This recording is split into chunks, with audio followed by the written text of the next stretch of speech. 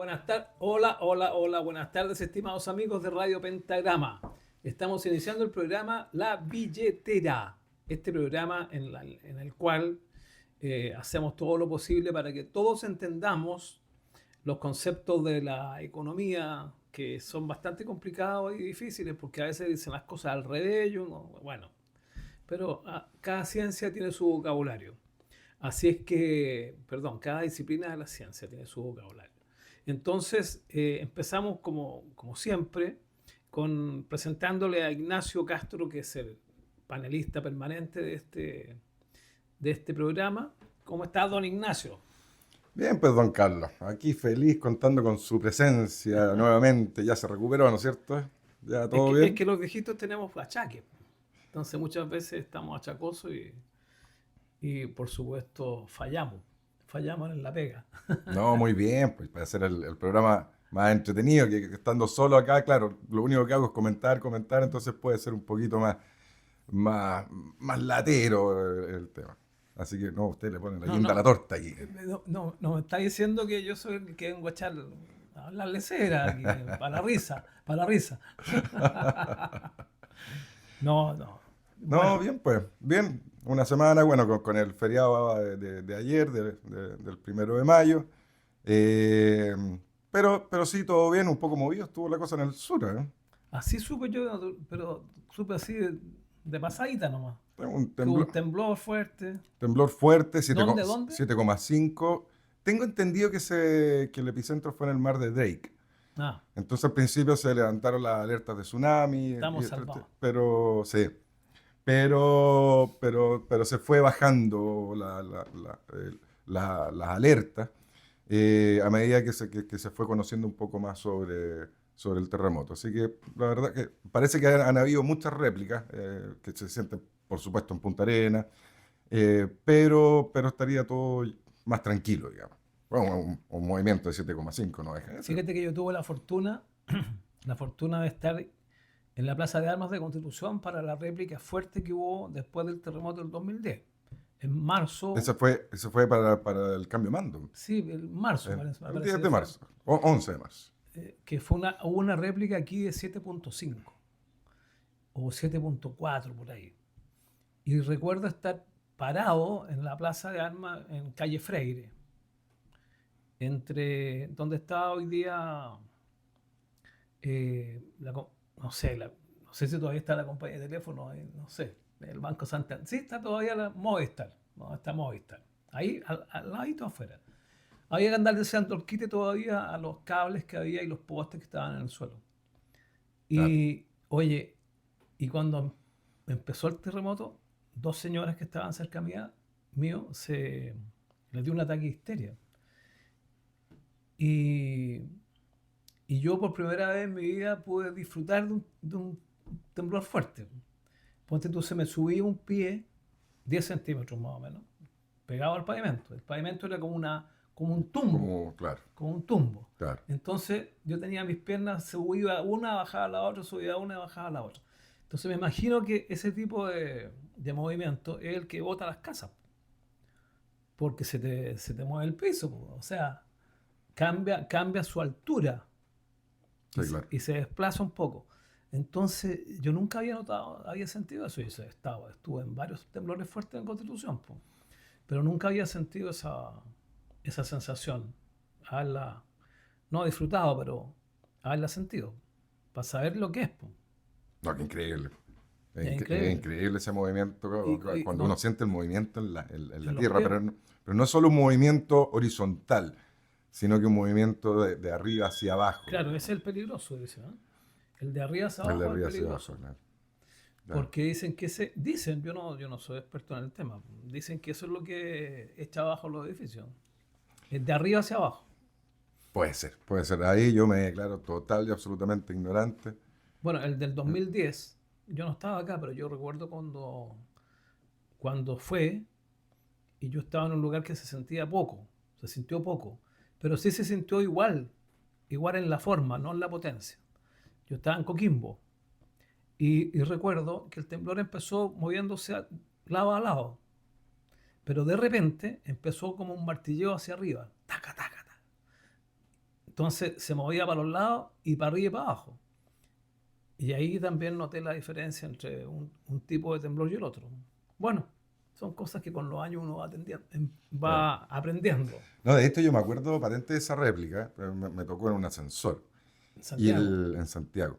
Y después yo veía las imágenes, porque fue el día en que se hizo el cambio de mando, en donde asumió Sebastián Piñera su segundo gobierno.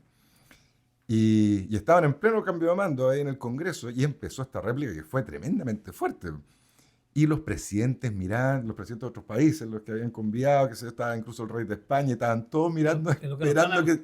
Los que no están acostumbrados a temblar. Exacto, no están acostumbrados. Así que hubo varias caras de pánico ahí y hartas Oiga, ganas de salir y por eso arrancando. usted veo que en la pauta trajo aquí el apagón en España. Sí, encontré interesante, seguramente los auditores ya se enteraron de que hubo un apagón que duró prácticamente un día completo en España, España. Portugal, Eh, Afectó a Portugal, en la zona vasca francesa. claro. Mm. Y fue un apagón bastante grande. Estamos hablando de que afectó a la mitad o más de la mitad de la matriz energética completa de España. Y además España alimenta a Portugal en alrededor de un tercio de la energía que consume Portugal. Entonces Portugal también se vio muy afectado y como usted decía, también el sur de Francia. Eh, Se supo la causa o no? Bueno, no, se está investigando la causa. Todavía. De hecho, al principio obviamente empezaron teorías conspirativas, que había habido ciertos atentados. Un hackeo. ¿Ah? Un hackeo. Después empezó, claro, el ciberataque. Pero hay una probabilidad de que esto haya sido causado por el exceso de energías renovables no convencionales que hay en este minuto en España. Y por esa razón quise traer ese tema, porque nosotros estamos exactamente o más o menos igual, porque la matriz energética de Francia, o sea, de España, tiene alrededor de un 40% de energías renovables no convencionales. Es- ese tipo de energías son la eólica, la fotovoltaica, de esto anoté otras que son menores acá, la biomasa, La nuclear. la geotérmica, no, la nuclear no. No tienen ellos. Sí, no, sí tienen. Pero ya están, empezaron con el mismo movimiento que hizo Alemania, de empezar a cerrar A plantas cerrar. de energías ¿Estaban todos nucleares. cerrados ahora? Un 20% solo de la matriz de producción de energía es a través de energía nuclear. Entonces, ese tipo de energía, la eólica, la fotovoltaica, que son las dos principales no convencionales Que se usan. que se usan en este minuto, bueno, tienen el problema que todos sabemos. O sea, la fotovoltaica produce solo si es que hay luz y por lo tanto en la noche no. Y la eólica es muy poco constante, porque depende de los vientos, obviamente. Y toda esa energía que se produce, lo que no se aprovecha se pierde. No porque no se puede almacenar. Problema que no tienen, por ejemplo, las centrales hidroeléctricas, las centrales, bueno, a carbón, pero que ya prácticamente no existen, combustibles, que son totalmente continuas y controladas por el hombre. Si el hombre quiere producir más energía, bueno, en una central hidroeléctrica es cosa de abrir un poco más las compuertas. No soy muy técnico en ese sentido, pero lo que quiero que se entienda es que ese tipo de fuentes de energía son regulables, son controlables y son continuas. En cambio, estas otras no. Y al parecer en Francia, o sea, en España, el problema que hubo fue con algo que es muy complejo de controlar y que es la frecuencia que tiene la energía que se produce y se inyecta al sistema interconectado. En el caso chileno se llama central, en el caso de España se llama el SEE, el Sistema Español de Electricidad. Oiga, usted está hablando del problema macro. Sí, Yo, estoy hablando de la debilidad de las matrices claro, originadas por esta situación. por estas energías Y no convencionales. yo quería agregar algo por el problema micro. He leído de cientos de personas que tenían instalado en sus hogares en España energía alternativa fotovoltaica. Y no les funcionó. Así que se quedaron sin energía igual. Y hay una pila de reclamos porque serían estafas, que le vendieron esto y lo otro y no funcionó. Y resulta que no es llegar y hacerlo. Y además, si la persona tiene los puros paneles y no tiene baterías, peor, po. Así es. Pero además de eso, tiene que ocupar una serie de implementos que son los que pueden hacer, ¿cómo te podría decir? O son capaces de llegar al umbral que requiere el sistema de energía eléctrica para que el sistema de tu propia casa funcione. Entonces, es que el mismo problema micro es el grande, Sí, porque se producen diferencias muy grandes de voltaje y otros tipos de conceptos que yo no manejo, y sencillamente el sistema no funciona. Y no funciona porque tiene también sistemas de seguridad para que cuando ocurran esos desbalances, se corte, se corta. se corta. Sí. Entonces no funciona. Y por eso te digo, me llamó la atención cuando tú lo expusiste, porque yo no sabía eso que tú dijiste, pero sí sabía esto otro, que los reclamos, miles de reclamos, porque gente que tenía instalado su sistema fotovoltaico en su hogar no funcionó. Entonces dicen, ¿para qué? Sí, claro. Ahora, en todo caso, ya a nivel micro, como dice usted, a nivel domiciliario, cuando las personas ponen paneles fotovoltaicos, claro, ahí se puede utilizar, o sea, se puede siempre, pero ahí tiene mayor razón de ser las baterías. Y Es obligación prácticamente. es prácticamente una obligación, pero claro, una batería que alimente a una casa, claro, es bastante grande, pero se puede utilizar. A nivel país, las baterías tendrían que ser, imagínense el No se puede, tamaño, o no sea, se puede. y después los desperdicios, porque las baterías tienen su vida útil. O sea, ¿qué se hace con esos bancos de batería Que son, en términos ecológicos? que son tóxicos, claro, Sí, claro. tremendamente tóxicos. Te voy a contar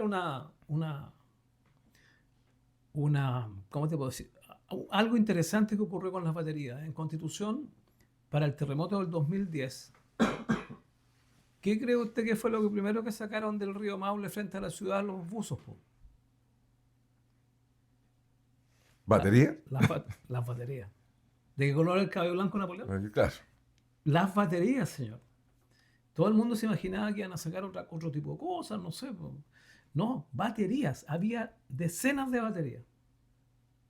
Y fue lo primero que sacaron Mira. para evitar la contaminación. Sí, claro. Sí, claro. Sí. ¿Te das cuenta? Sí. Son cosas que uno ignora para Mm. casos de emergencia, y es un problema el desecho de las baterías. Es un problema en Chile. ¿Para qué decir en las mineras? Hay problemas serios con la cuestión de, Sí, sí, la- sí. de las baterías grandecitas que usan ellos. Sí.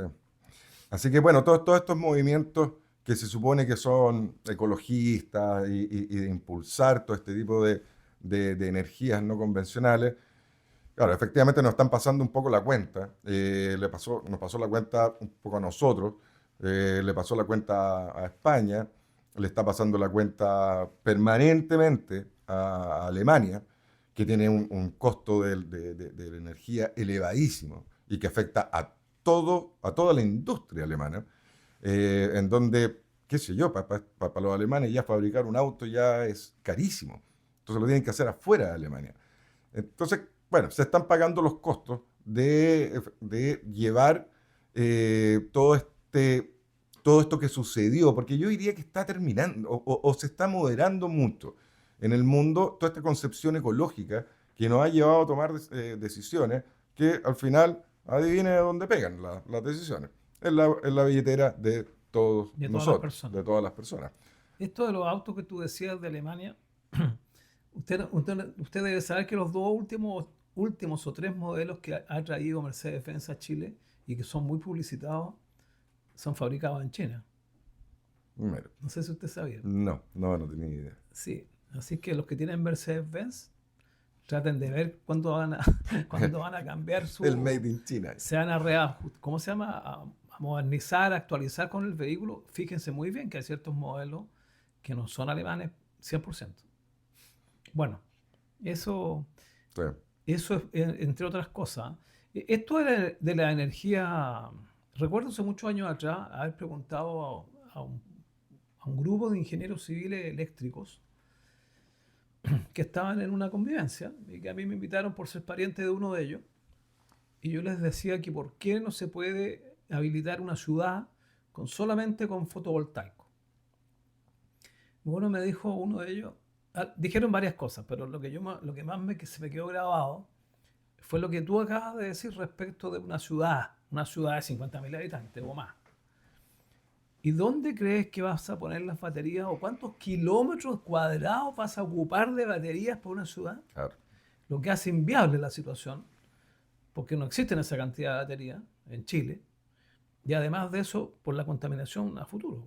Entonces, la gente cuando habla de energías no renovables comete muchos errores por ignorancia, por supuesto, porque no son especialistas en electricidad, ni son ingenieros ni nada. Y eso es lo que está pasando, lo que pasó en Europa, va a pasar en Chile. Por eso es que es tan importante que esta represa que se están haciendo en este minuto, central hidroeléctrica que se está haciendo ahora y que el otro día le quemaron 53 maquinarias, entre camiones y maquinarias, Rucalwe, algo así. Algo así. Es importante. O sea, que de hecho en el programa anterior mencioné ese tema porque los chinos se anduvieron enojando. Pues, sí, pues claro. Les tocaron a sus camioncitos y Claro. ahí saltaron todos los fusibles. Claro. ¿Y te diste cuenta tú del reclamo que hicieron? Claro. Fue un reclamo totalmente al Estado chileno, primero que nada, y totalmente despectivo y que cómo te podría decir mirándonos en menos. Oiga, a ustedes les exigimos que hagan tal cosa. Sí. Cosas así. Palabras así ocuparon. Entonces es de esperar que nuestros amigos chilenos, nuestros hermanos chilenos se den cuenta que salir de un imperialismo para entrar en otro es muy peligroso.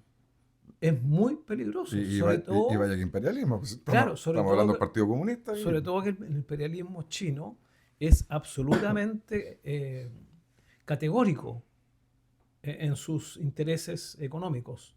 En todos sus intereses. No acepta cuestiones raras, digamos. Y el ejemplo está en lo que pasó en Chile. Pues. Ahí el Partido Comunista Chino era el principal accionista de la empresa esta ¿cuántos me dijiste que se llama? ¿Rucalwe? La central, sí. La central esta. Sí. Y ves tú la reacción que tuvieron a nivel diplomático. Por eso es que te digo, recuerdo hace 2 o 3 años atrás que Chile tenía que votar en un organismo internacional y el embajador chino salió por ahí en un articulito chiquitito en los medios, le dijo a la Cancillería chilena que a ellos les interesaba que Chile los apoyara en la votación. Sí. Pero se los dijo no así como te lo estoy diciendo yo. Sí, no, claro. Sino siempre poniéndole el pero o el si no. Sí. ¿Te fijas? Con un acento muy... Con una amenaza. Con una amenaza. Detrás. En castellano es una amenaza. La diplomacia china se caracteriza por eso. Entonces, por eso les digo, un imperialismo que dice mucha gente que estábamos sujetos al imperialismo norteamericano, pero ahora resulta que la economía chilena depende en un 45% de China.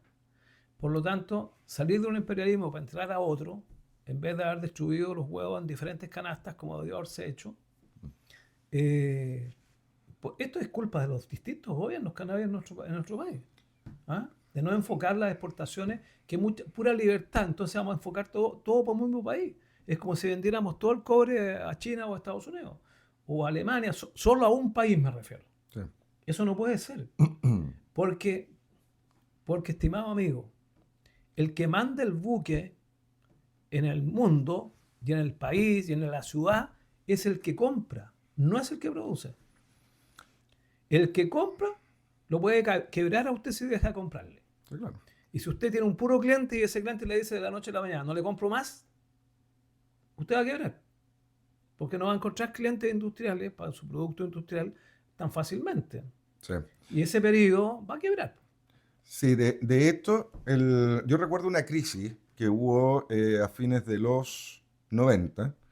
O sea, estaba terminando el gobierno de Eduardo Frei, estaba Aninat, era el ministro Frei Ruiz-Tagle. de Frei Ruiz-Tagle. Y ya estaba Aninat, y vino la crisis asiática.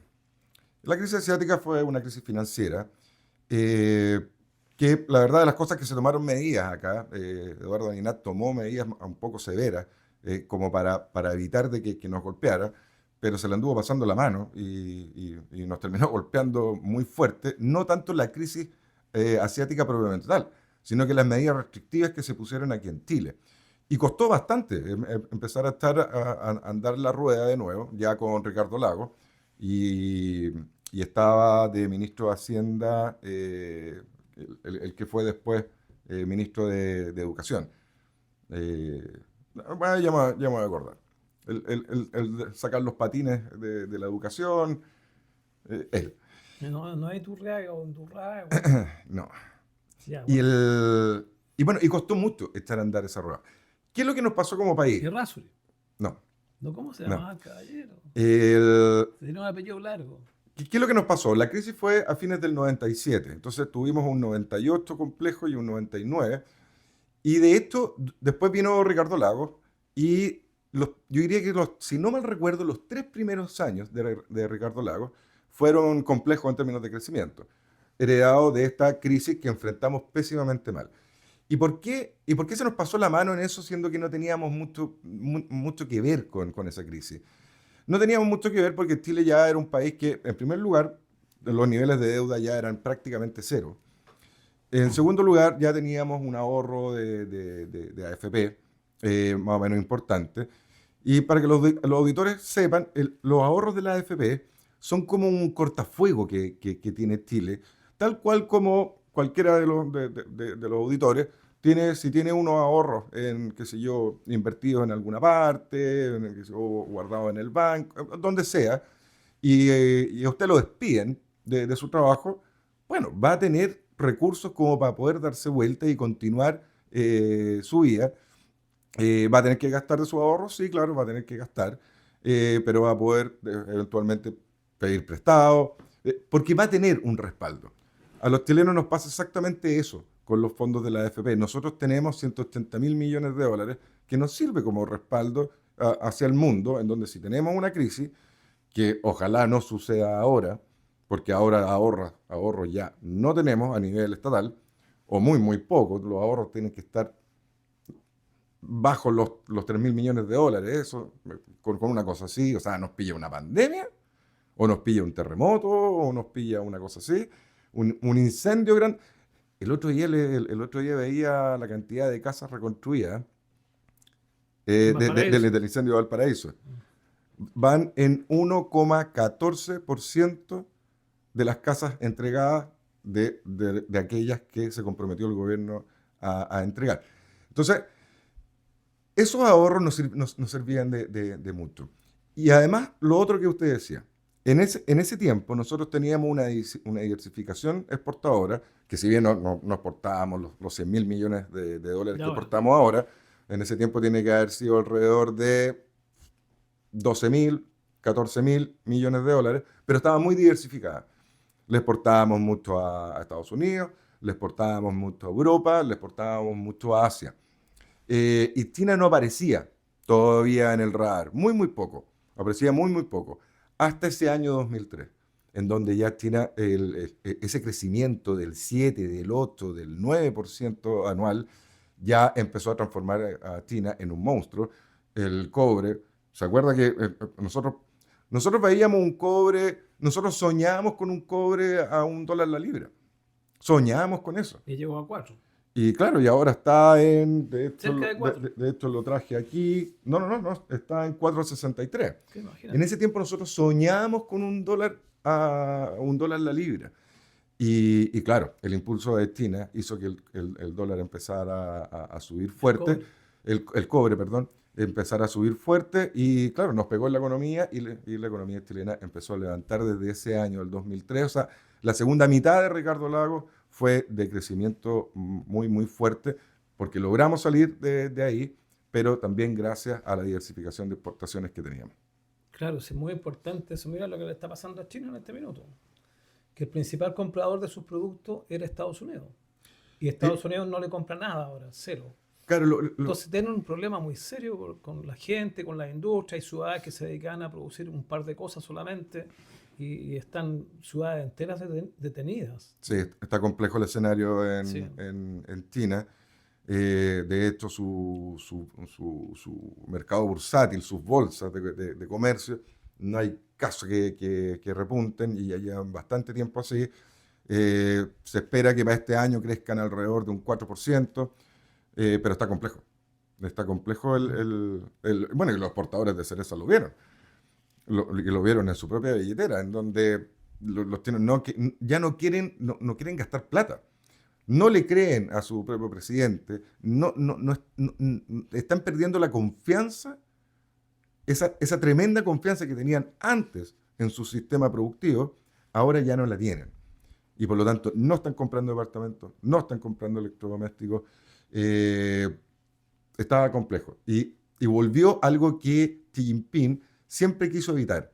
Siempre quiso potenciar a China desde su mercado interno, desde su consumo interno, Y no tienen consumo. que es lo que es como se da vuelta a Estados Unidos. Estados Unidos depende de su consumo interno.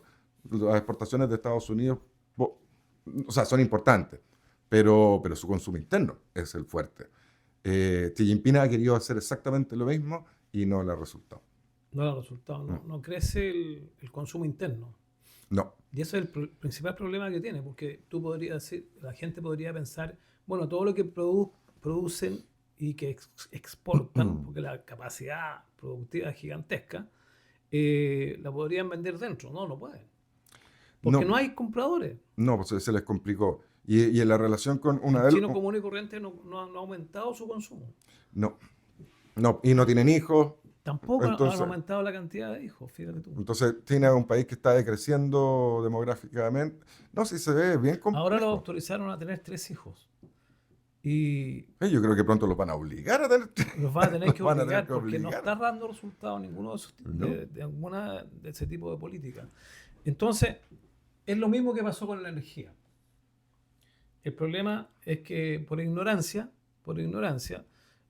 uno está derivando de las energías seguras, como es la nuclear, como es la hidroeléctrica y otras que, la de petróleo incluso, La de petróleo. la de carbón también, Las termoeléctricas. las termoeléctricas. Bueno, pero eh, en el caso chileno tenemos que mencionar naturalmente la hidroeléctrica, que la tenemos al alcance de la mano y no la aprovechamos, porque no se puede mantener ciudades e industrias con el sistema fotovoltaico. Porque si te llega a tocar un mes de un lado, te quedas sin luz nomás, así de simple. Sí, pues sí, es tan simple como eso. Estáncia un mes nomás. Así es. Ahora, si funcionara óptimamente y tuviéramos 350 días al año con sol, igual no tienes dónde conservar esa energía, razón por la cual también es inseguro. Ya, No es una energía segura, no es segura. así es. ¿No? Y para el desarrollo de un país, bueno, y es lo que estamos viendo en Europa, nos están cortando el coco. Sí, Lo que está pasando en Europa. Europa es un continente que no crece y una de las grandes razones es el precio, a los altos de costos la energía. de la energía y es algo que también a nosotros nos está pasando la cuenta hoy en día. Bueno, vamos entonces a la pausa correspondiente en este minuto, antes que nos corten el audio de este programa. Usted está en la billetera, en el pentagrama, en el 104.3 del dial de frecuencia modulada. Esto es la billetera.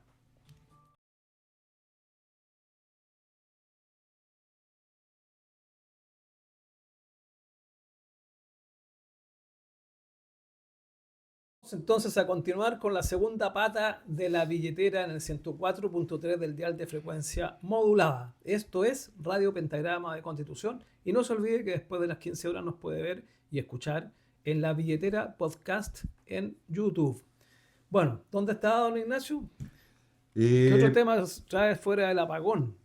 a ver, bueno, hay hartos temas, así que Ah, usted me dice nomás pero sí, se publicó el IMASEC de marzo, ahora recién, ahora en la mañana, el Banco Central entregó el IMASEC y en marzo fue de un 3,8%, que estuvo bastante alto, bien por sobre las expectativas. Las expectativas eran entre 3,3, 3,5 y fue finalmente 3,8. Eh, Al parecer tuvo, bueno, el comercio creció mucho, un 8,9, la industria manufacturera también, especialmente en todo lo que tiene que ver con alimentos. Y por supuesto la minería también entregó su parte. Al parecer por el lado de los alimentos, el tema salmones parece que anduvo bastante bien, pero bastante bien por todo el cuento, por toda la problemática con Estados Unidos, porque, claro, nosotros vamos a tener un arancel de un 10%. Bueno, en este minuto nadie sabe qué es lo que va a suceder, la verdad de las cosas, con las políticas arancelarias de Donald Trump. Pero en este minuto eso es lo que está sobre la mesa, que nosotros nos van a imponer un arancel del 10%, que no va a caer a la minería y no va a caer en la industria forestal, que también creció mucho en marzo. No van a caer por ahí, pero sí a todos los demás productos que nosotros le exportamos a Estados Unidos. Y uno muy importante son efectivamente los salmones. Entonces en Estados Unidos se anduvieron apurando en comprar más y eso, bueno, afectó a nuestro IMASEC en marzo. Hoy al respecto me cabe lo que se está vislumbrando en las negociaciones. Ya hay como 100 países que están comerciando directamente este asunto de los aranceles con Estados Unidos. Sí. Eh, Todos los países más ricos del mundo ya están en conversaciones.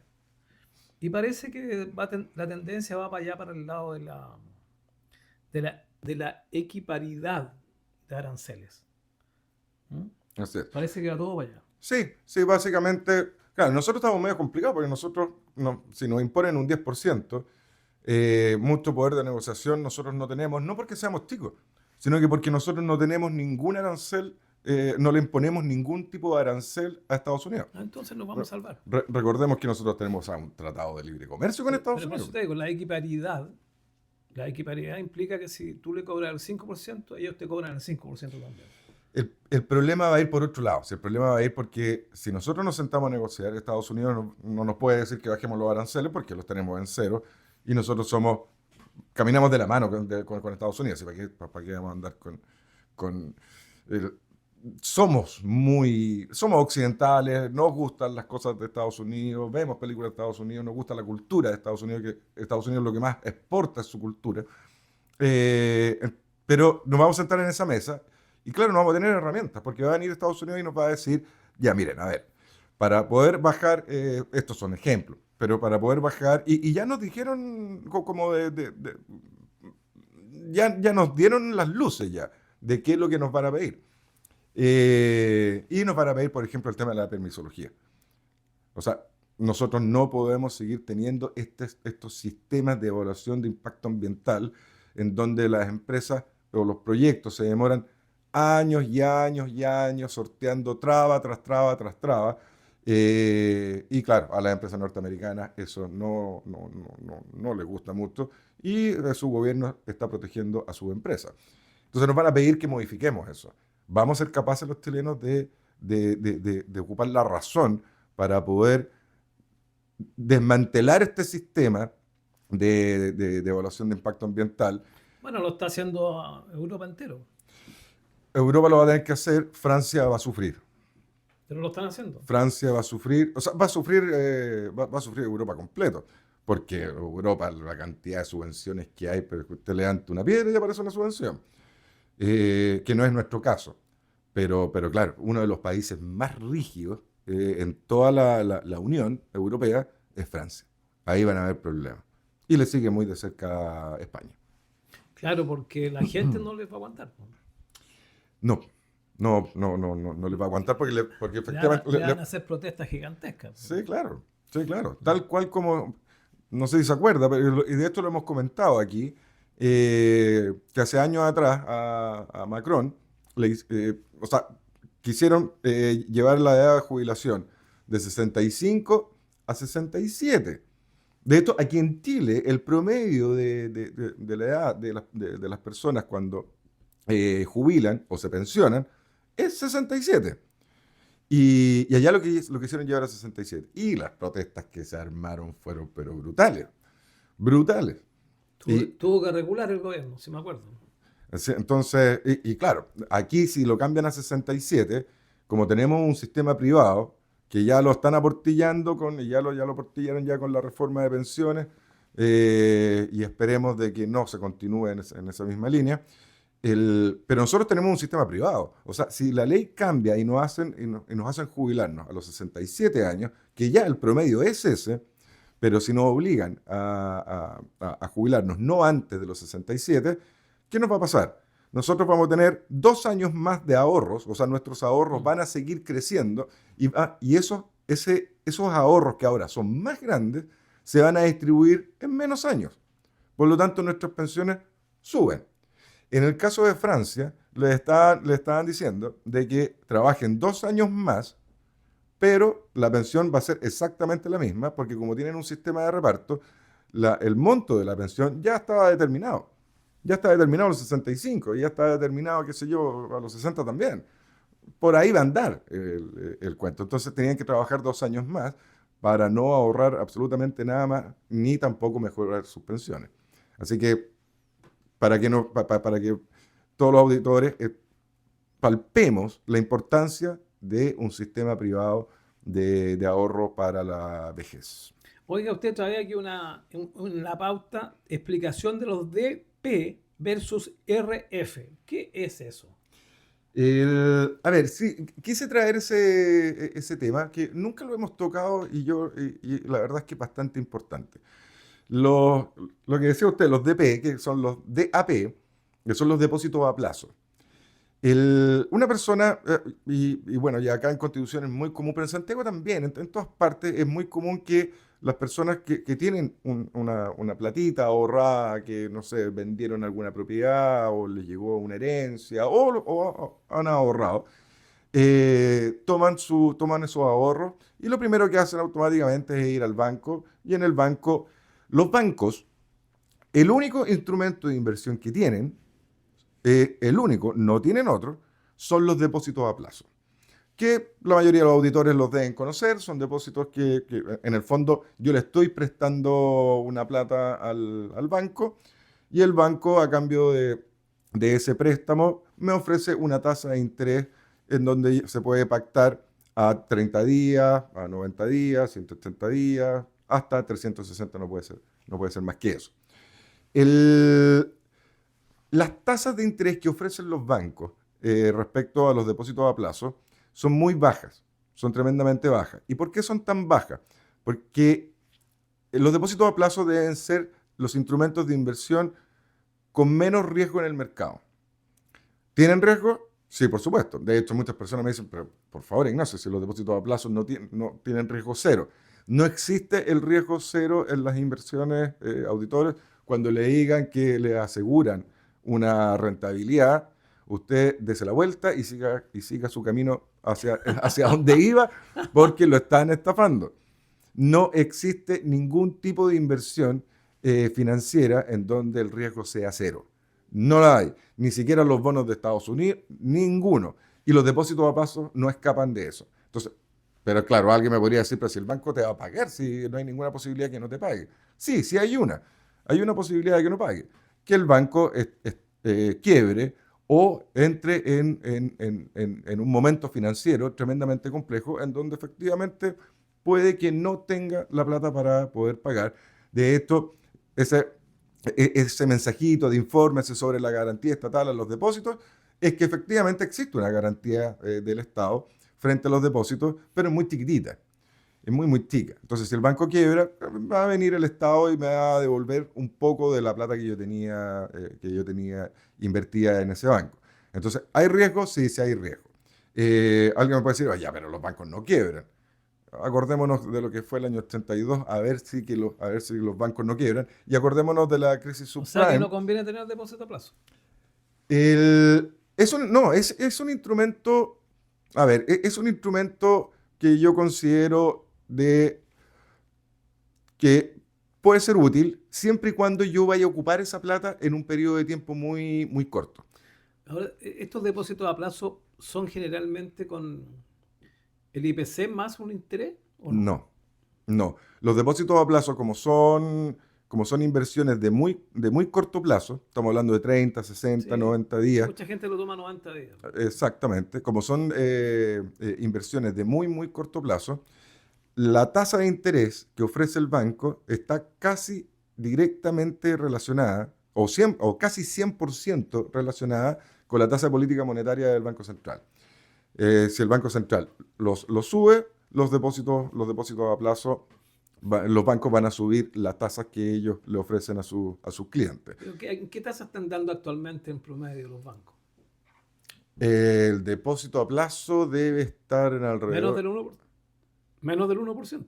mensual, ¿Sí? mucho menos. No, mucho menos. Pues debe estar en este minuto en 0,30 y algo, 0,35, por ahí tiene que O estar sea, menos que el IPC. menos que el IPC. Menos que el IPC. Y por lo general es así, ¿ah? Por lo general es menos que el IPC. Entonces, si alguien va a invertir en eso, claro, efectivamente va a navegar debajo del agua, Vais perdiendo plata. va a ir perdiendo plata con los depósitos a plazo.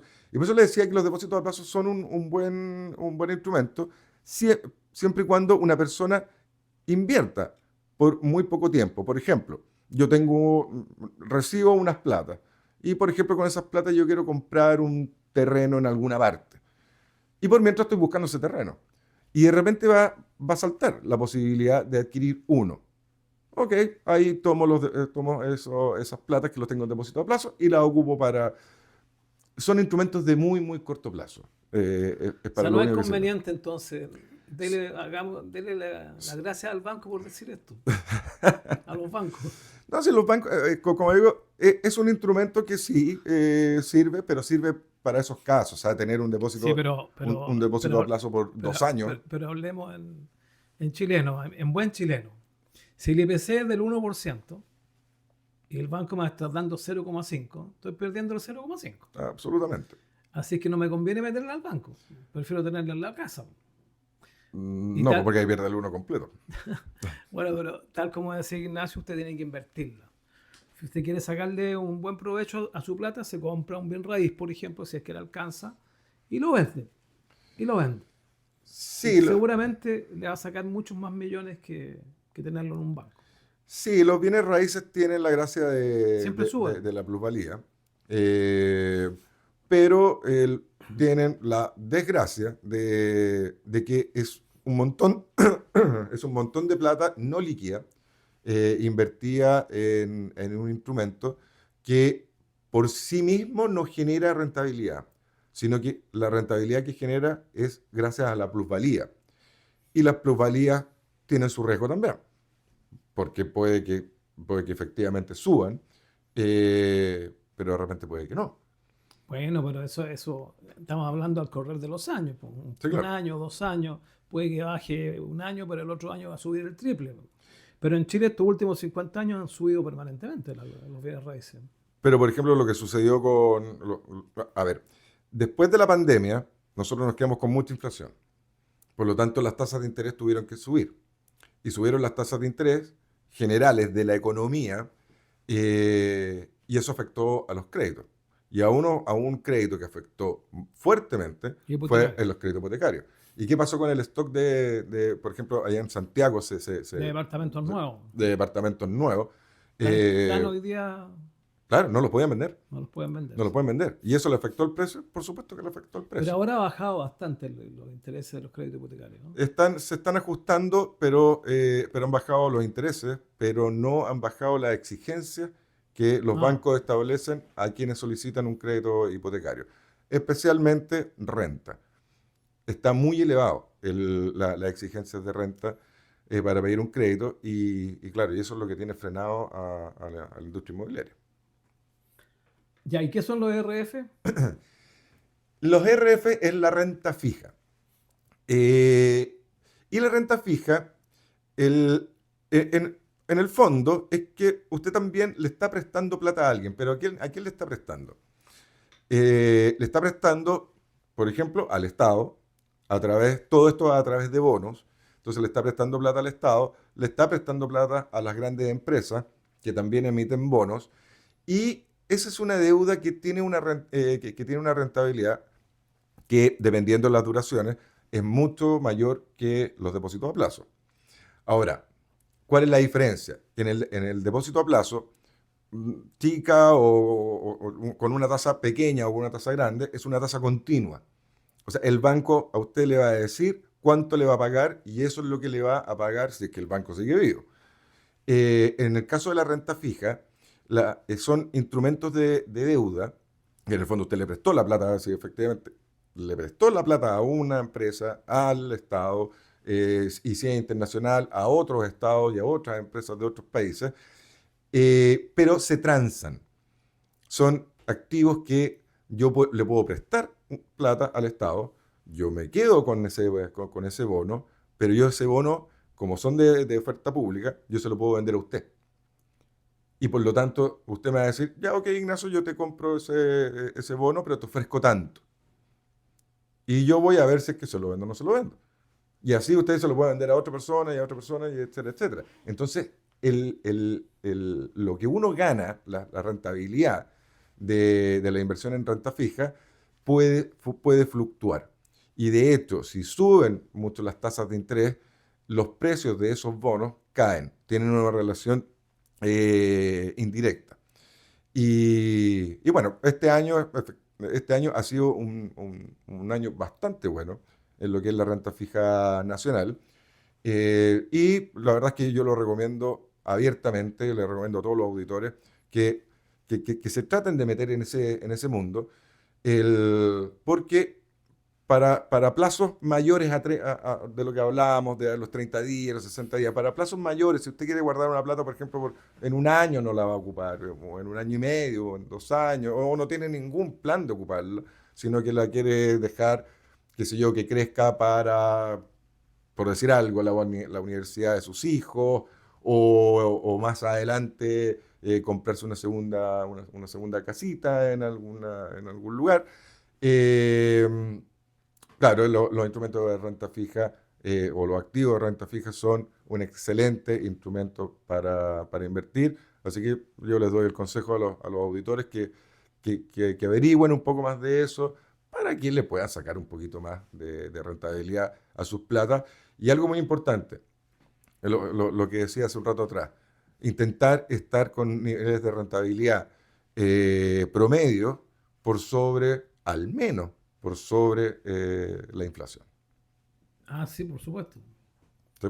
Sobre el IPC, pues si no estamos perdiendo plata. O si no, estamos perdiendo plata, o si no, estamos siendo cada día más pobres y ahorramos plata y nos hacemos más pobres. No es muy bueno el negocio, No, po.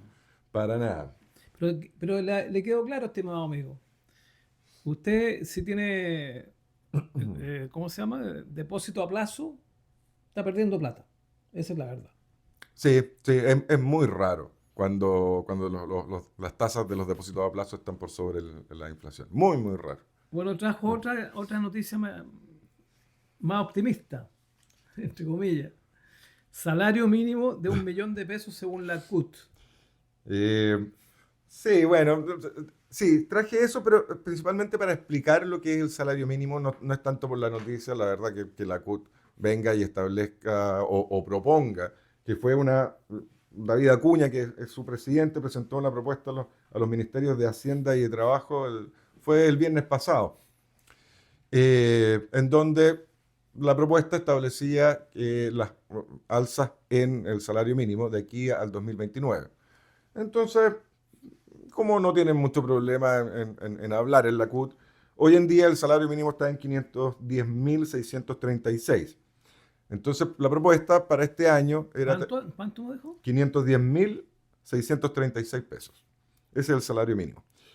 Entonces la CUT dijo, bueno, subamos eso este año a 579.000 pesos. Para el año 2026, subámoslo a 665.000. El 2027, volvamos a subirlo, 768.000 pesos. El 28, 878. El 29, 1.004.656 pesos. Y el 2030, 1.150.000 pesos. Salario mínimo. Entonces yo les quiero explicar Bueno, faltan 4 años, 5 años. Sí, bueno. Pasan súper rápido. Sí. No, estamos hablando, yo hice los cálculos y estamos ¿Pero hablando qué espera usted, señor, de de- la CUT? ¿Qué no, sí, espera usted de la CUT? sí, es que Que es una sucursal del Partido Comunista de sí, Chile. absolutamente. Que Y que no representa a ellos han nadie. ganado plata usufructuando con los bienes estatales y además quedándose con los 12 millones de dólares que les pasó Maduro hace algunos años atrás para la Universidad Arcis y para recuperar sedes que nunca tuvieron.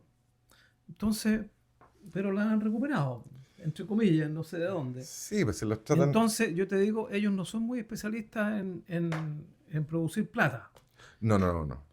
Entonces, Todo lo contrario. la CUT, como, mira, yo fui muy amigo de algunos amigos de Clotario Blest. ¿Tú sabes quién fue Clotario? Sí, Blest? por supuesto. Para que todos lo sepan, fue una especie de gurú de las cuestiones laborales y que fue el creador de la CUT, tengo entendido. No sé si fue el creador de la Bueno, CUT, pero Clotario Blest, claro, uno de los incluso, principales sindicalistas que fue tuvo un la CUT. sindicalista cristiano Sí, que fue el que incentivó mucho todo tipo de organizaciones sindicales en Chile. Vastamente reconocido por las personas cultas dentro del mundo del sindicalismo, muy respetado y muy querido.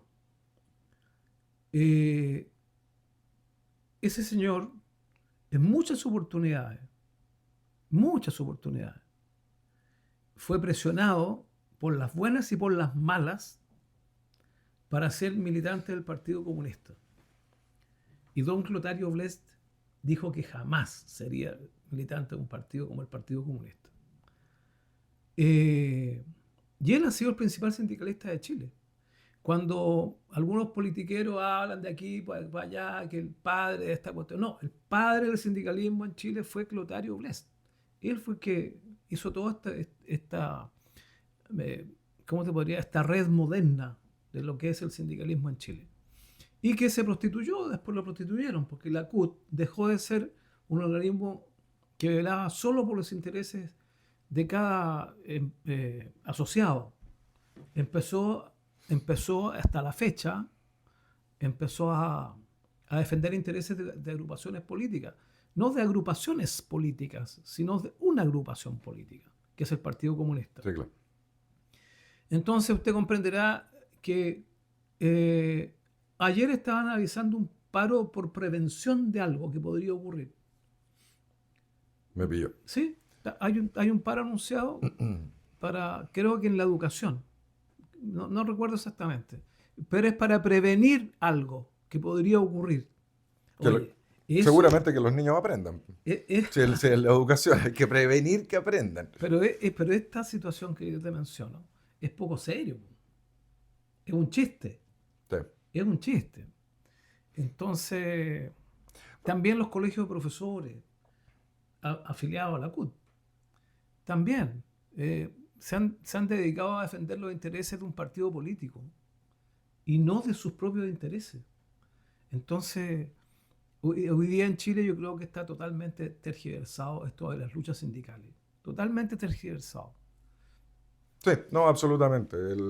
De hecho, si uno mira el sindicalismo positivo es aquel que en el fondo apoya a una empresa para el bien de sus trabajadores, pero para el bien de la empresa también.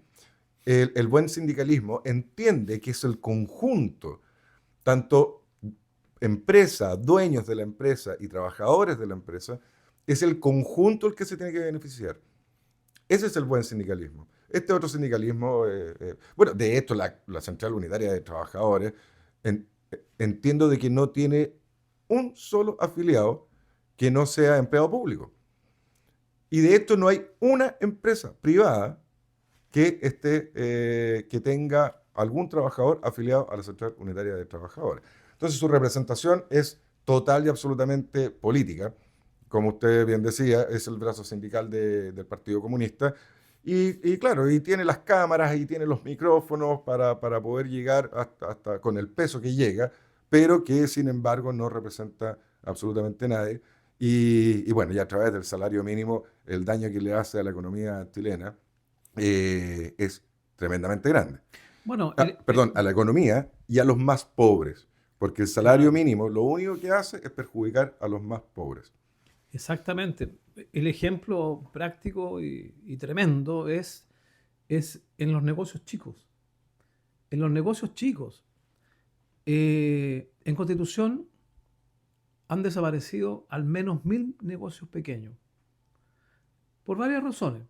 Una, la principal creo yo, es, es la aparición de los malls chinos. Esos liquidaron a todos los negocios chicos de chilenos, porque los malls chinos y todas estas cuestiones chinas son del Partido Comunista chino. Sí, claro. Entonces, Sí. esa fue la principal cuestión que liquidó a los negocios chicos en Constitución. Recuerdo un negocio que estaba aquí en la esquina de Vial con Bulnes, perdón, Vial con O'Higgins. Se instalaron estos dos malls chinos, ahora hay 3. Y un día fui a comprarle algo y me dijo el señor, con mucha pena, me dijo, es lo último que estoy vendiendo porque tengo que cerrar, porque no puedo seguir pagando arriendo. Hasta aquí llegamos. Claro. Y no me da porque lo que yo vendo a 2.000 pesos, los chinos lo venden a 100 pesos. Entonces, ese es uno de los factores por los cuales en Chile está desapareciendo los pequeños locales comerciales. Y el otro factor, Perdón. mira, imagínate, Sí. los chinos, el arriendo y un dependiente para que le ayude a vender.